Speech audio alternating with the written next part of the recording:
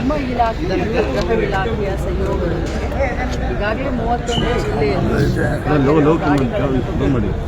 ಸಿಬ್ಬಂದಿಗಳನ್ನ recruit ಮಾಡಿದ್ದಾರೆ.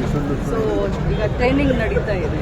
So ಬಹಳಷ್ಟು ಮಹತ್ವಾಕಾಂಕ್ಷೆಯನ್ನು ಇಟ್ಕೊಂಡು ಈ ಅಕ್ಕಪಡೆಯನ್ನು ಮಾಡ್ತೇವೆ. ಇವತ್ತು ಕ್ಯಾಬಿನೆಟ್ನಲ್ಲಿ ಕೂಡ ಬಹಳಷ್ಟು ಚೆನ್ನಾಗಿ ಏನು ಯಾವ ರೀತಿ ಇದು ಅನುಕೂಲ ಆಗುತ್ತೆ ಅನ್ನೋದ್ರ ಬಗ್ಗೆ ಚರ್ಚೆ ಆಗಿದೆ. ಸೊ ಸಮಾಜದಲ್ಲಿ ಬ್ಯಾಡ್ ಎಲಿಮೆಂಟ್ಸ್ ಅಂತಂದರೆ ಪ್ರಿವೆನ್ಷನ್ ಮಾಡೋಕ್ಕೆ ಆನ್ಲೈನ್ನಿಂದ ಆಗಿರ್ಬೋದು, ಸೋಷಿಯಲ್ ಮೀಡಿಯಾದಿಂದ ಆಗಿರ್ಬೋದು, ಅಥವಾ ಭಾಳಷ್ಟು ಹುಡುಗರು ಹುಡುಗಿಯರನ್ನ ಫಾಲೋ ಮಾಡೋದಿರುತ್ತೆ ಬಸ್ ಸ್ಟ್ಯಾಂಡ್ಗಳಲ್ಲಿ, ದೇವಸ್ಥಾನದಲ್ಲಿ, ಗಾರ್ಡನ್ನಲ್ಲಿ, ಮಾಲ್ ಹತ್ರ. ಸೊ ಎಲ್ಲ ಕಡೆ ಅಕ್ಕಪಡೆ ಜಾಸ್ತಿ ಸುತ್ತಾಗ್ತಾ ಇರ್ತಾರೆ. ಅದ್ರ ಜೊತೆಯಲ್ಲಿ ಸ್ಕೂಲ್ ಕಾಲೇಜ್ಗೆ ಹೋಗಿ ಎಜುಕೇಟ್ ಮಾಡೋದು ಕೂಡ ಮಾಡ್ತಾರೆ. ಭಾಳಷ್ಟು ದಿನದಿಂದ ಒಬ್ಬ ಹುಡುಗಿನ ಬಿಡಿಸ್ತಾ ಇರ್ತಾರೆ. ಹುಡುಗಿ ಮರ್ಯಾದೆಗೆ ಹೇಳಿ ಮನೆಯಲ್ಲಿ ಬರೋದಿಲ್ಲ. ಅಥವಾ ಪೊಲೀಸ್ ಸ್ಟೇಷನ್ಗೆ ಹೋಗೋದು ಅಂತಂದರೆ ಒಂಥರ ಹಳ್ಳಿಗಳಲ್ಲಿ ನಮ್ಮ ಕಡೆ ಎಲ್ಲ ಒಂಥರ ಭಯ ಪಡ್ತಾರೆ. ಮರ್ಯಾದೆ ಏನಾಗಬೇಕಪ್ಪ ಪೊಲೀಸ್ ಸ್ಟೇಷನ್ಗೆ ಹೋದ್ರೆ ಅಂತ. ಸೊ ಗೌರವವಾಗಿ ಅಕ್ಕಪಡೆ ಕಾರ್ಯಾಚರಣೆ ಮಾಡುತ್ತೆ. ಬಹಳಷ್ಟು ಆಸೆಯನ್ನು ಇಟ್ಕೊಂಡು, ಮಹತ್ವಾಕಾಂಕ್ಷೆನ ಇಟ್ಕೊಂಡು ಇದೊಂದು ಉತ್ತಮವಾದಂಥ ಒಂದು ಪ್ರಯೋಗ. ಸಾಲ ಸೌಲಭ್ಯ ಯಾವತ್ತಿಂದ ಸಿಗುತ್ತೆ?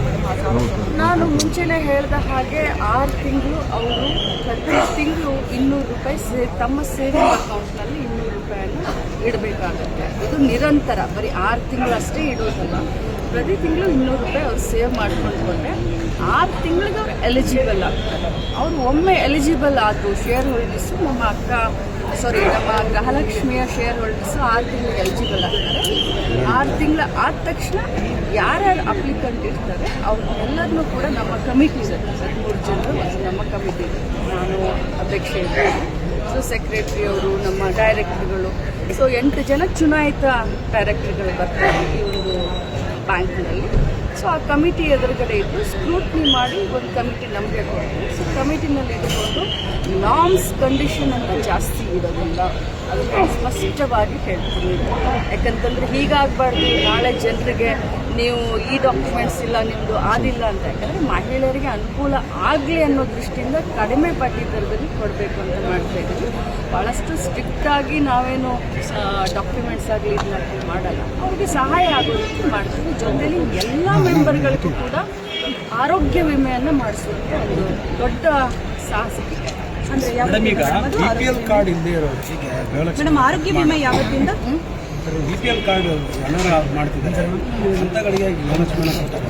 ಹೌದು, BPL ಕಾರ್ಡ್ ಅನರ್ಹ ಆದ ತಕ್ಷಣವೇ ಗೃಹಲಕ್ಷ್ಮಿಯನ್ನು ಕಟ್ಟಾಗುತ್ತೆ. That is natural. ಬಟ್ ನಾವು ಹೇಳಿದ್ದು BPLಗೂ ಕೊಡ್ತೀವಿ, APLಗೂ ಕೊಡ್ತೀವಿ, ಅಂತ್ಯೋದಯಕ್ಕೂ ಕೊಡ್ತೀವಿ. ಯಾರು ಇನ್ಕಮ್ ಟ್ಯಾಕ್ಸ್ ಮತ್ತು GST ಪೇ ಇಲ್ಲ ಅಂಥವ್ರಿಗೆಲ್ಲರಿಗೂ ಕೊಡ್ತೀವಿ ಅಂತ ಹೇಳಿದ್ವಿ. ಹೌದಾ, ಬರೀ BPL ಅಷ್ಟೇ ಹೇಳಲಿಲ್ಲ, ನಾವು APLಗೂ ಕೊಡ್ತೇವೆ.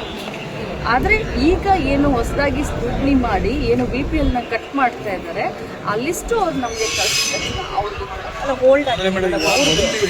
ಅವ್ರದ್ದು ಹೋಲ್ಡ್ ಆಗಿದೆ BPL ಇಲ್ಲ, ನನಗದ್ರ ಬಗ್ಗೆ ಗೊತ್ತಿಲ್ಲ. ನೀವು ಹೇಳಿದ್ದಕ್ಕೆ ಆ ಉತ್ತರ ಕೊಡ್ತಾ ಇದ್ದೆ. ಆ ರೀತಿ ಏನಾದರೂ ಆದರೆ ನಾಳೆ ಅವರು ಮಾತ್ರ ತಾನೇ ಸಮಸ್ಯೆ ಆಗುತ್ತೆ, ಟ್ಯಾಕ್ಸ್ ಕಟ್ಟೋರಿಗೆ ಮಾತ್ರ ಸಮಸ್ಯೆ ಆಗುತ್ತೆ. ಬಟ್ ನಾವು ಆಹಾರ ಇಲಾಖೆಯಿಂದ ನಾವು ಡಾಟಾ ತೆಗೆದುಕೊಂಡಿರೋದು, ರೇಷನ್ ಕಾರ್ಡ್ ಡಾಟಾ ತೆಗೆದುಕೊಂಡಿರೋದು ಆಹಾರ ಇಲಾಖೆಯಿಂದ.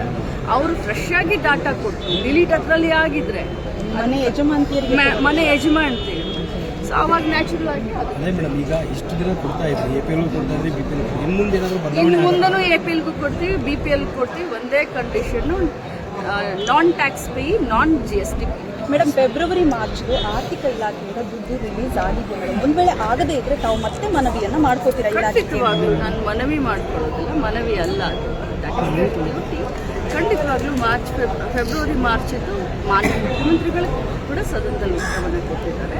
ನಾವು ಮತ್ತೆ ಪದೇ ಫೈನಾನ್ಸ್ ಡಿಪಾರ್ಟ್ಮೆಂಟ್ಗಳಲ್ಲಿ ಕೂಡ ನಾವು ಕೇಳ್ಕೊಂಡಿದ್ವಿ ಬಿಡುಗಡೆ. ಅವ್ರು ಯಾವಾಗ ಮಾಡ್ತಾರೆ, ಮಾಡಿದ ತಕ್ಷಣ ರಾಜ್ಯದ ಯಜಮಾನಿಗಳಿಗೆ ಫೆಬ್ರವರಿ ಮಾರ್ಚ್ ಖಂಡಿತವಾಗ್ಲೂ ಯಾವತ್ತು ಫೈನಾನ್ಸ್ ಡಿಪಾರ್ಟ್ಮೆಂಟ್ ಕ್ಲಿಯರ್ ಮಾಡುತ್ತೆ ಅವತ್ತು ನಾನು ಕ್ಲಿಯರ್. ಬಟ್ ಯಾವತ್ತು ಆಗ್ಬೋದು ಪದೇ ಹೇಳ್ತೇನೆ.